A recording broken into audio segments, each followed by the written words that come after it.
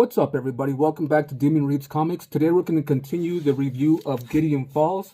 This is Gideon Falls Deluxe Edition Book 2. I believe it's called The Eater of All Things. And I know there's actually trade paperbacks of these. I don't think there's any slipcase editions and just regular hardcovers. It's either trade paperbacks and actually I do think there's actually a couple of volumes actually out there that I was seeing. But yes, this is Gideon Falls Deluxe Edition Book 2, The Eater of All Things. It's published by Image Comics. It does have sewn binding. It has 336 pages and collects issues 17 through 27. Now, this book, oh man, just like the first one, it was... Before I get into it, let's go ahead and talk about the people that worked on this. So you got Jeff Lemire as the author. You got Andrea Sorrentino as the artist. You got Dave Stewart as the colors. Steve Wands as lettering and design. Jeff Lemire did the variant cover. Taylor Jennis as assistant editor. Will Dennis as the editor, and Ryan Brewer and Steve Wands as the collection for the collection edition. Interesting. I did hear that, what's the name? Stephen King's son actually had something to do with Gideon Falls. I know he changed his name, so I'm not sure if he goes by King or anything like that. But let's go ahead and crack this open. I'll tell you a little bit about this, what I think about it. I'm going to be honest with you guys from the very start. I was kind of looking forward to reading this, you know, going off the first deluxe edition, because I was intrigued as to what it was happening, you know, what was going on. But when I started reading this and started getting more and more into it, it didn't go the way I thought it went. And at the end, I was not happy with the story. And it went like this for me. It was going like this. It was going like this. I got to book 2 and I started reading it and it went like this. And at the end, I was just kind of like, not for me. Let's see how you know what? Let's go ahead and crack open this book. And I'll give you guys a little bit about what's going on. If you guys haven't read the first one, please go ahead and go read that one first, and then come back and do this review or see this review, because this is going to have spoilers from the first one. So go ahead and actually read the first one if you guys haven't done so, and/or read issues 1 through 16 first before you guys check this out, because it is going to have spoilers for the first 17 issues. And yeah, let's go ahead and do crack this open and do the review. Alrighty, guys, so let's go ahead and crack this open. You got the end pages right here, nice black matte ones. They almost feel like cardboard actually, but the pages are glossy. Gideon Falls, the Eater of All Things. Here's the people that worked on it. And then it starts off with issue 17, right into it. This really, you can't, I know in the last review I said if you're just going to read the first book, don't do it. You definitely need to read both books. You definitely need to read the first one and the second one, because this one literally starts right after the second book, or after the first book. I mean, it goes from issue 16 to 17. There's nothing missed. It's not like a few months later, a few days later. It literally is a continuation. And we start off where the last book left off, where Daniel is in this part of Gideon Falls, in this reality of Gideon Falls, with Clara, his sister, and his dad. His dad being in the hospital because he had a heart attack from learning a few things. And he woke up from the last one for a little bit, but then went back to sleep. And when he's still asleep, he's having dreaming visions. I don't know what these are actually, if they're having visions or dreams about them, but he's, you know, envisioning, I guess you can say, the Black Barn and what's going on with it, and the center of it, everything. And so the eater, this is the eater of all worlds, this kind of like big bug creature. This is what it is.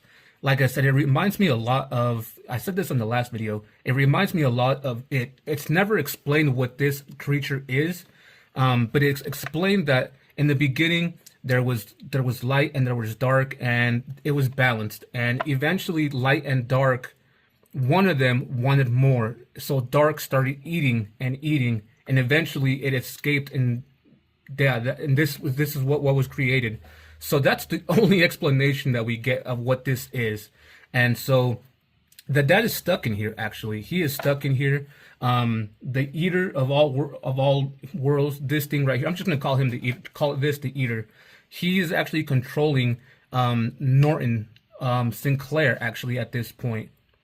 And so right now, in the last book, Norton Sinclair kind of took over the dad, and so the dad is the new smiling man, and so this is kind of him being in that dream state, I guess you can say. And now, don't get me wrong, I absolutely love the art of it. I don't like that it kind of, it goes all over the place at times. That's one thing I did not like from both books. And so then from the last book and this one, it keeps doing the same thing where it goes back and forth to the realities between Daniel and his sister, and now you got Fred here, Father Fred, and Dr. Shu. And Dr. Shu pretty much takes Fred to Daniel's old place where he was collecting pieces of the barn, and they just need to figure out how to get back to their own reality.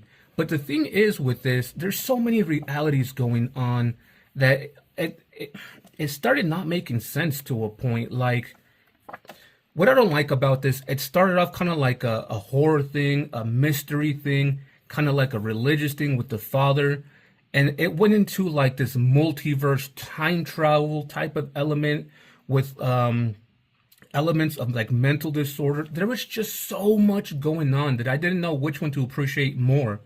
The time travel one is not a big aspect, but it does happen in one spot, and that's all where the only place that it happens. Other than that, it's all multiverse. Gideon falls in different realities, parallel universes, multiverses, things like that. And so right now, what they're trying to do is they're trying to figure out about this black barn, what it is still, and how to get back to it, because they think that that's the key to get back to the realities, their own realities. And eventually they meet up with a whole bunch of people, and when I say they meet up with a whole bunch of people, the main players here in the final book, in this book, is Father Fred, Daniel, Clara, Dr. Shu, and the father, son, Dr. Son. Those are the main key players of this. And then you got the villain, Norton Sinclair, and then the eater, the big eater. There's so much going on with it that I started kind of questioning, well, how did she end up to be there? How did they break a loop? Like, there was so much back and forth with it that I kind of started just being like, okay, they're here now. How is it? Like, it built such a great story that at the end I was like, wow, no, I did not see this coming, and not in a good way. But they're trying to find answers still to what this black barn is, what it is, in the first book they know what it is already, but they're not sure how it works still. And in this, it explains how it actually works. And you do get this big reveal of the bishop and Father Fred. I didn't see that reveal at the end, which was kind of interesting, but again, I just don't know how it came to be, because I'm gonna say this one part as a spoiler for the ones ahead. Father Sinclair and Fred are the same person, because later on we find out that there's different people in different worlds, or I'm sorry, different realities. So they're technically the same person. That's the same thing's gonna happen with Dr. Shu. She's here, but she's also an older person in a different reality. And it's just, how did they get there? Like, oh man. So anyway, we find out that this machine is made by Norton. It doesn't explain why he made it. It doesn't even explain, because at the time they didn't have parts to make that kind of thing. And right now, Norton is not Norton, but the Smiling Man. He's actually set free, because how do I explain it? Once the father was asleep and Daniel came to him, the smiling man was like, "Hey, I don't need Daniel anymore. I got you to be set free." So in order to be set free, he goes to Father Nort, or I'm sorry, Father Sutton, and he's actually let loose in the world, in this world, which doesn't make sense. Again, like, what world is it going to be set in all of them, in all of the realities? I don't know. It was just, that's another thing that doesn't get answered. But eventually, the smiling man is set free, and the way he kind of goes from host to host is a whole bunch of bugs go from their mouth into the next mouth, into the next person's mouth. Here's all the different realities of Gideon Falls, the place where it all started. It's called Ground Zero. It's right there because that's where Norton Sinclair hit the switch for it to start. It built such an interesting story, but the ending was just See, this is what I mean of how it transfers from human to human. And that's another thing that it did. Not only did it do like the time travel, multiverse, mystery, crime type of thing. It had like the zombie type of thing to it too. And I don't know. I didn't like that. There was just so many elements going on to it. In a nutshell, these five are trying to put a stop to the Black Barn, and they come up with the plan. Not those five. Let me. Claire and she's.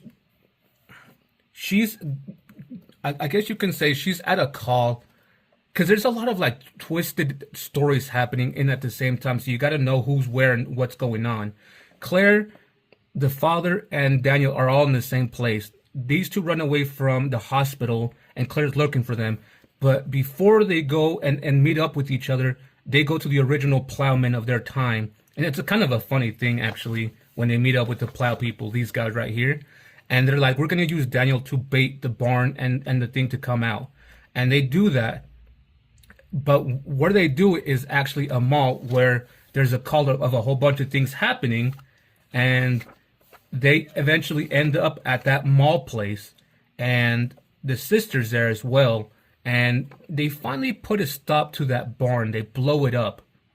At the same time, when that happens, Dr. Shu and the priest, Fred, they're at a different place too. They just got they met up with the bishop, and he kind of explained everything, and he kind of sent him on a reality journey, which was, again, why? I don't know. It made no sense. So yeah, right here they're kind of on their own at a different reality of Gideon Falls, which, like I said, this one didn't make sense to me. Like, are they jumping through them just to jump through them? They're not gonna go to a specific place. But anyway, we cut back to Daniel, the dad, and Clara, and they eventually put a stop to the barn. But that was a mistake, though, because that barn, this right here just makes no sense to me. It just, man, the more I go into it, the more I'm going to give spoilers. But they put a stop to the barn. I'll put it that way. And putting a stop to the barn, they blow it up. It wasn't a good thing to blow it up, because the barn was actually keeping the World Eater inside. And when they blew up the barns, all realities were converging to the center and were collapsing in on themselves. And they have to figure out a way to stop that. Only those five can do it together, and they have to be together to do it. And I'm going to kind of flip through it now. That's kind of the story of this. Is there a happy ending to it? I don't even want to say yes or no. It just, so many things happening in between this that the ending didn't really pay off that well. Them converging together, them being in different timelines, different realities, different Gideon Falls, all at the same time, trying to get back to one main one, I guess you can say. But which main one is it to converge onto the Black Barn and finally destroy it? They finally summon up the Black Barn again, even though it was destroyed, and go into it. And they all get separated again. and Daniel's the only one that's left in there. And he finally meets up with Norton again at the beginning when he was building the contraption. There's a name. There's a name for that contraption. It's called like the Proteculus or something like that. He puts a stop to it when he was building it, and they destroy it. And at the end, what's weird about it is if it got destroyed, things were going to change and not be the way they were supposed to be. Like the events of all this played out the way it was supposed to in their timelines. But if they destroyed that device from ever being built, then their lives would be different. And that does happen a little bit. That's why I said a little bit of time travel. And so when he goes back into the Black Barn and confronts Norton and kills Norton and destroys the machine, they end up see at the end you don't even know who ends up where. The only thing that you get left with is with Clara and with Daniel.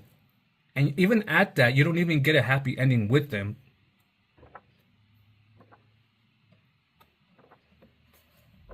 This is them finally going to go save Daniel so they can converge into the barn itself. See, this is where they go into the barn finally. They all kind of disappear from him, and it's just Daniel and I like this, actually. It reminds me of a picture that with a whole bunch of stairs going different ways. But this is the machine. This is Sinclair. Like I said, it doesn't explain why he built this. Like, maybe he just wanted a whole bunch of knowledge. I don't know. But they finally get together, and they make the decision to destroy the machine. There you go. And things go back to one reality, I'm guessing. Only one reality. The main one, I guess. And then you finally get, like, this nice epilogue of Claire and Daniel, but it just doesn't make sense to me though, because the writing right here is so off. Hey, are you with still me still? Like what? Hey, are you still with me? And what? And then right here, where does it say? All the time, I think it's called getting old. You're hardly old, Angie. Why is he calling her Angie if that's Claire? That's Claire Sutton.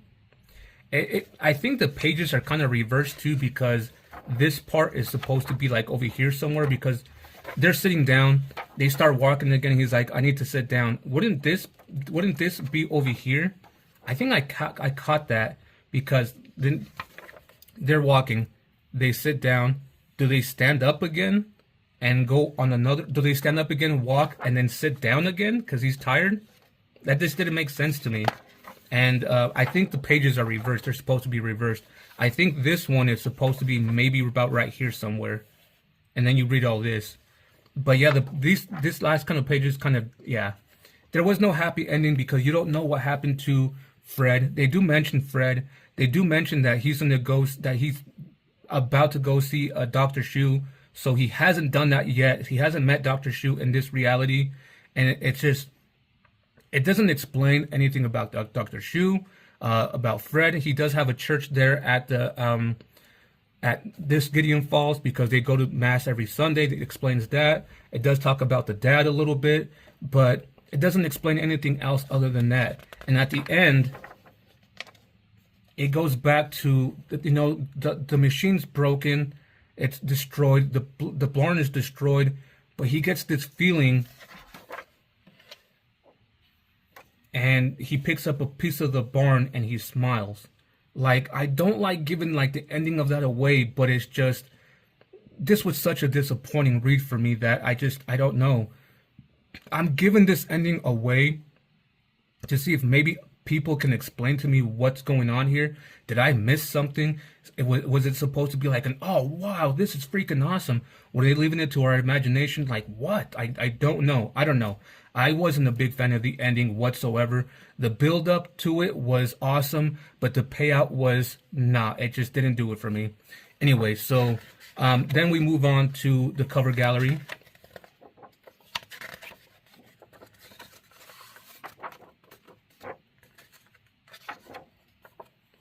There's a sequence here with this.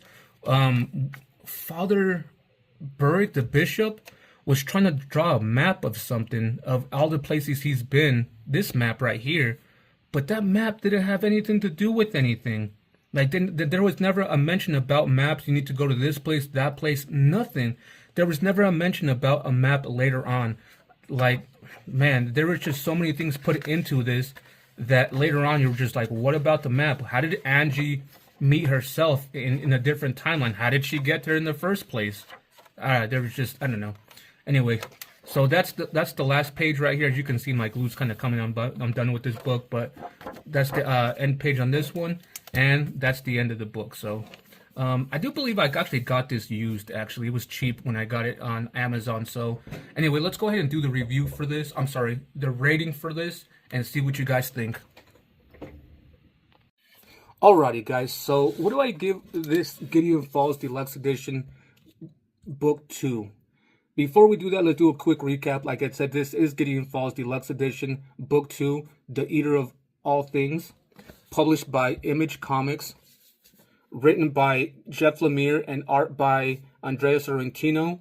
It does have sewn binding, 336 pages, and it collects issues 17 through 27. Now, all that being said, what do I give this book by itself before I do the overall story? This book in itself, I want to give it a 3 because going off of the first one, it kept me interested. And this did a great build-up of a lot of things going on. It started explaining most things, not all, but it started explaining things. But at the end, it took a deep dive. So I do want to give like a 2.3, or I'm sorry, 2.5, but because I don't want to give points, I'll give it a 3. The overall story of it just didn't pay off for me. I'm gonna give it a 2. It was a good read up until like the multiverse type of thing, where no, it was a good read up until the zombie type of thing started happening, where like the smiling guy started infecting everybody, and they started turning into zombies. And up until that point, the build up to it was pretty good. And then when it got there and then started doing the time traveling thing, I was just like, okay, no, it wasn't for me. I'm giving it a 2. I'm not gonna give books 0s. There's no way I can give something a 0 because I've never read it. So how can I read something? Okay, whatever, right? If I give something a 1, that means I completely did not enjoy it. It was complete trash. I started it, I didn't even finish it. That's how bad a book has to be if I give it a 1. A 2. I'm giving this a 2 because I did thoroughly enjoy the art. The art was freaking beautiful. Did I enjoy the freaking tiles the way they were at times? Did I enjoy how you had to turn the book around? No, I did not. I did like that I didn't have to pull my phone out to, to read the different languages if there was any. So I did enjoy that. The story was okay, but not enough. Not enough for me to be like, okay, what's going on here? It left a lot to the imagination. I know a lot of people like that. I know a lot of people enjoy that we kind of build our own story to this, but it just left a lot of unanswered questions. The map I was mentioning, whether the map have anything to do with anything? Why did Norton actually start building the machine in the first place? I get why in the barn. Where did the Eater of Worlds of everything come from? How did Shu know to be at certain places? Because she plays a pretty big part in the story, but how did she know to be there? It put so much stuff out there that it didn't answer a lot of things. Now, it would be fine if it left a lot of them open, like for example, the Eater of Worlds. Okay, I get it. You don't have to answer that one, right? You don't even have to answer why Norton wanted to build this contraption, and how he got stepped into it, and how this monster came out from when he turned it on with the realities and things like that. I get it, but there's some questions that need answered in here, and it didn't even do that for me. So it didn't pull me in. I'm giving this a 2. I'm not doing a reread of this. I maybe should do it just to see if it can pull me in. Maybe I missed something, but it's just, I don't know. There was something about it that just didn't intrigue me, especially the ending. If I'm going to reread this, knowing how it's going to end again, I'm just not into it at all. So I'm definitely giving this a 2. I'm not keeping it. I'm giving the whole story arc a 2. I'm giving this book a 3. I'm giving the first one a 2. Overall, I'm giving it a 2, and I'm not keeping it. I'm getting rid of them. Not for me. I know people praise this book a lot, and maybe it's due to the art, but it definitely wasn't for me. So that's my rating on this. Hope you guys don't crucify me, and you know this is my opinion alone. So anyway, I hope you guys like the review of it. I hope if you guys love the story, let me know in the comments down below. Maybe I missed something, maybe I didn't. If you guys hated the story, let me know why you guys hated the story too. If you guys have recommendations for other books, let me know in the comments down below. I'll definitely check them out. Also, if you guys think I should read more of these horror stuff like this, let me know as well. I'm not the biggest fan of sci-fi horror, but you know, I'm getting into it a little bit, and if this was a good start to it, it might not be for me, but maybe I missed something. Maybe you guys have a recommendation of maybe you should start with this one first. But anyway, next up on the list after Gideon Falls is Black Dahlia hardcover edition. After that, we're doing From Hell. And after that, I believe we're doing A Righteous Thirst for Vengeance, if I'm not mistaken. And then after that, we're doing Why the Last Man. So be on the lookout for those. So all that being said, guys, if you guys haven't done so already, subscribe to the channel. It really helps build my channel up and also get my videos out there for other people to see. All that being said and put to the side, guys, take care, stay healthy. We'll see you guys on the next one.